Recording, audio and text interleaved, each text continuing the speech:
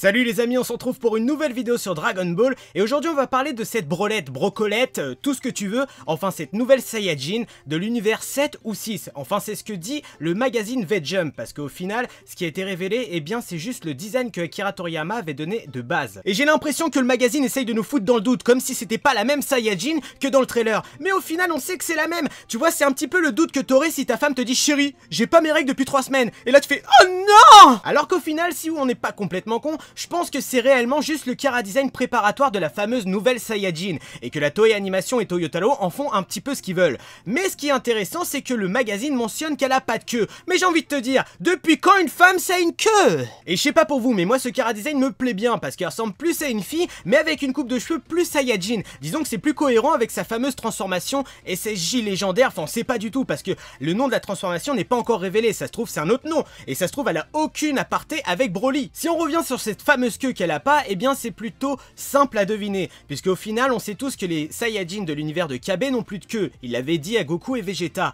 mais on sait aussi que Champa avait demandé à Kabe d'aller chercher une nouvelle Saiyajin, une Saiyajin beaucoup plus forte pour le tournoi. Et y a pas à chier, on n'a pas besoin de tortiller du cul pour chier droit, on voit très bien que ses habits ressemblent à ceux de Kabe, à ceux des Saiyajins de la planète Salada. Donc après il y a deux hypothèses sur ce fameux chara-design, soit c'est un chara-design qui sera utilisé juste pour l'avoir sur la planète Salada pendant sa première apparition, et que après ses prochains habits, eh bien c'est pour le tournoi, pour qu'elle soit beaucoup plus présentable devant des dieux. Car si on compare les deux tenues, on voit très bien que la tenue d'Akira Toriyama est beaucoup plus à la Baba Cool, parce qu'il faut pas oublier que les Saiyajins de la planète Salada, c'est des Saiyajins pacifiques. Donc c'est la tenue qu'on met pour aller chasser les champignons sur la planète Salada. Et la deuxième, celle de la Toei Animation, est beaucoup plus sérieuse, beaucoup plus combative pour un tournoi. Et honnêtement, je pense qu'on va être surpris par cette Saiyajin, parce que imaginez 2 secondes qu'elle soit la reine de la planète Salada, ce qui est fortement possible, parce qu'au final, qui serait mieux placé pour défendre sa planète, son univers? Eh bien une reine. Et pourquoi pas, eh bien qu'elle contrôle parfaitement le SSJ légendaire, donc la forme de Broly, et donc grâce à ce pouvoir elle est devenue reine.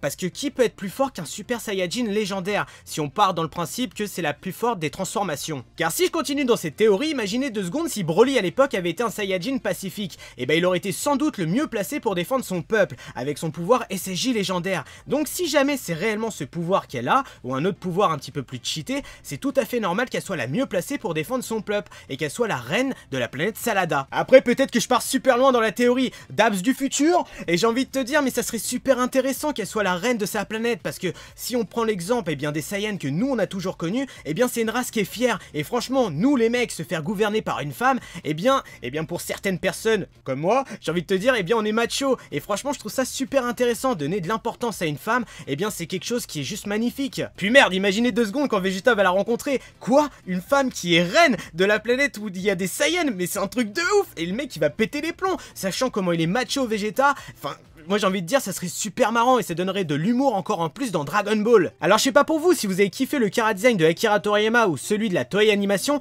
mais avec Shuri on a été unanime, on a préféré celui du maître qui fait beaucoup plus Saiyajin et beaucoup plus réussi. J'ai envie de te dire ça a tellement inspiré Shuri qu'elle en a fait un dessin et je vais vous mettre le lien du DeviantArt dans la description de la vidéo. Et honnêtement moi je suis totalement hypé du personnage, j'espère qu'elle sera badass, puissante et pourquoi pas qu'elle mettra une fessée à Goku. Fesse-moi, fesse-moi, fesse-moi, fesse-moi. Et vous les amis, est-ce que vous êtes hypé par cette nouvelle Saiyajin? Dites-moi tout par commentaire. Et moi je vais vous laisser parce que j'ai pas que ça à branler. J'espère que la vidéo vous aura plu. N'oubliez pas le like, le partage, de vous abonner à la chaîne. Sur ce, moi je vous laisse. Tchuss!